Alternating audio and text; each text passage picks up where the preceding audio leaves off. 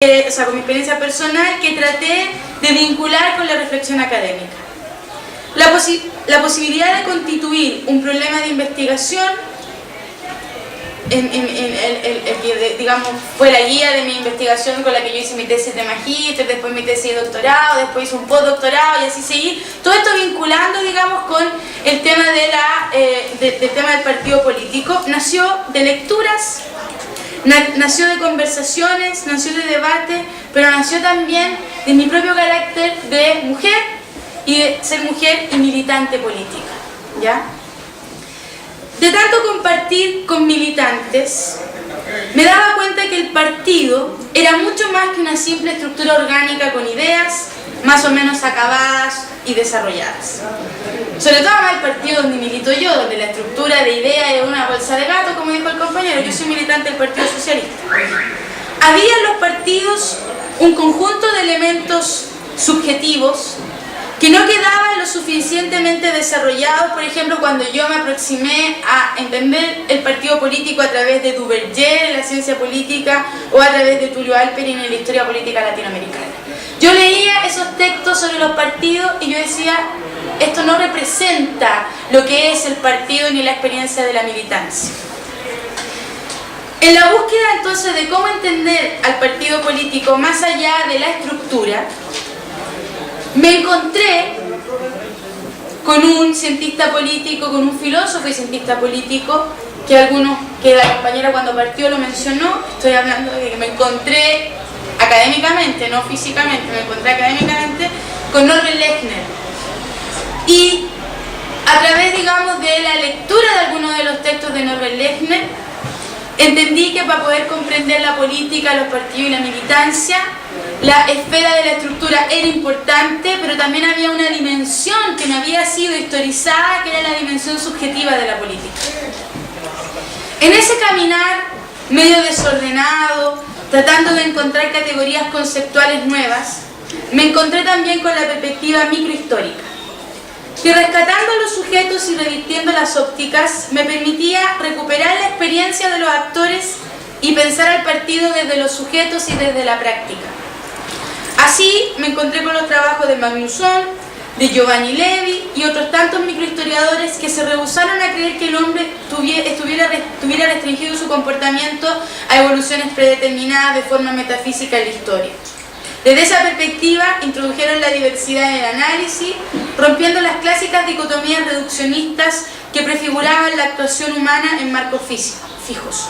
En ese punto, la microhistoria se nutre de los aportes tanto de Michel Foucault a la teoría social como de los aportes de Jacques Derrida, quienes al sistematizar el concepto de micropoder y de resistencias cotidianas y por lo tanto constituir todo el amplio campo que hoy día tiene vinculación con la biopolítica, así como la mediación analítica de los símbolos y sus múltiples representaciones sociales, ampliaron el universo de lo social hacia los rincones de la cotidianidad menos revisados. La microhistoria, al modificar el lente con el cual se observa el pasado, no pretende contraponer lo social o general a lo individual, sino que simplemente reanalizar y complejizar las lógicas de reconstrucción histórica imperante que suponen que lo general es lo importante y condiciona y nutre la acción individual. Según Jacques Revel, el introducir un cambio en el lente focal no solo reduce o amplía el tamaño de los objetos observados, sino que también modifica su forma y composición, así como la representación que puede hacerse de los mismos.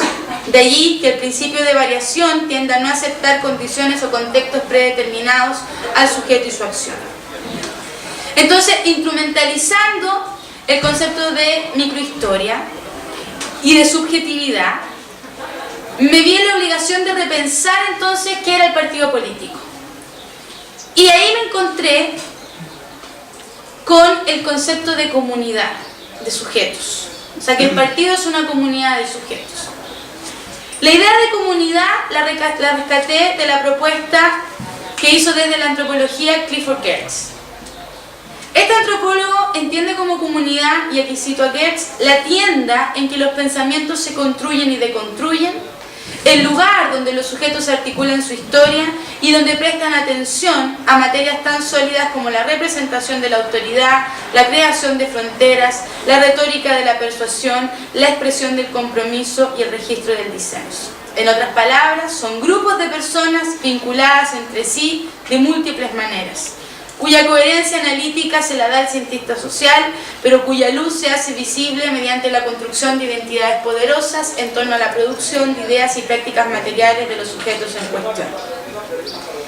Por eso, por ejemplo, me parece que cuando uno comprende al partido como comunidad, la diferenciación, por ejemplo, que hizo Aníbal al comienzo, cuando él dice estudiar un movimiento no es lo mismo que estudiar a un partido, y yo escuchaba la exposición de Aníbal y decía, bueno, voy a ver mi apunte, ¿eh? Esto es para incentivar el debate, ¿no? A mí me carga venir a hablar sobre así como la gran conferencia magistral porque no tiene mucho sentido eso.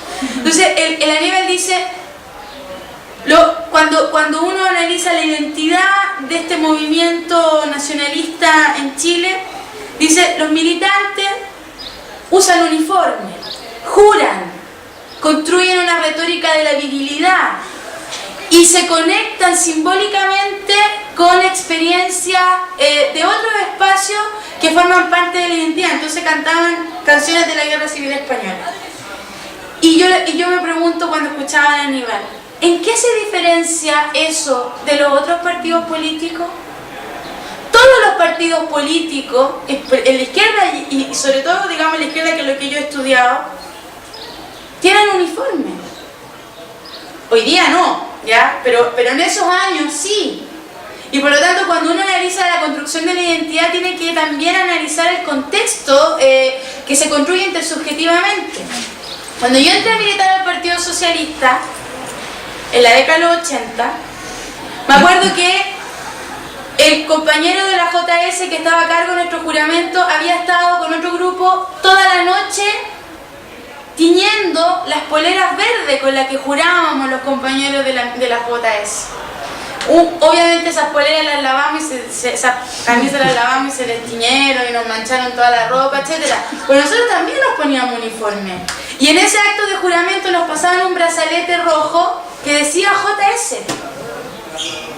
Ese acto, digamos, simbólico del juramento, etc., es un acto clave en la constitución de cualquier comunidad. Por lo tanto, cuando uno entra en esta dimensión cultural de los partidos, el movimiento y el partido no tienen grandes diferencias. Ya. Eso como para poner en el debate, ¿ya? Porque a veces uno se centra mucho, chiquillo, cree que el partido que uno estudia es único, irrepetible, que no se parece a nadie más, pero eso de que cuando estamos en esta instancia y compartimos el evento, nos damos cuenta que los partidos tienen varios elementos similares y por eso son partidos. Llámense a sí mismo movimiento o partido, hay que hacer esa distinción. Yo he estudiado al MAPU y el MAPU siempre se definió como movimiento, pero funcionaba como partido. ¿Ya? Ese grupo también debe haber funcionado como partido, digamos, en términos estructurales. Bueno, de esta forma entonces el partido deja de ser una estructura sólida, como lo definiera tan extensamente Maurice Duverger, en donde los sujetos son una especie de apéndice que llegan a través de una adhesión racional a determinados valores e ideas políticas. Uno en general, cuando pone la experiencia de la militancia, uno no solo llega a militar porque se leyó programáticamente las bases del partido. Uno llega a militar por un conjunto de experiencias, donde a veces tiene mucho que ver los amigos, las redes. Por eso yo derivé, por ejemplo, en el análisis de las redes sociobiográficas. Porque cuando uno empezaba a preguntar por qué militaba alguien, en general muy pocos dicen, bueno, yo milité porque me leí las tesis del Partido Comunista. No, yo entré a militar al Partido Comunista, me contaban, por ejemplo, viejos líderes del PC, porque mi papá era comunista, porque tenía un tío que era comunista, porque me gustaba una niña del Partido Comunista.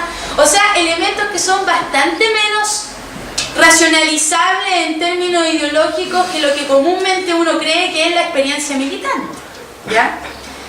Y eso yo lo rescaté a través de haber hecho un montón de entrevistas para mi investigación postdoctoral sobre las élites políticas de la izquierda.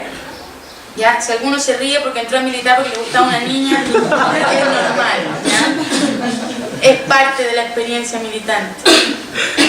Así como también cuando se quiebran los matrimonios se van del partido, algunos.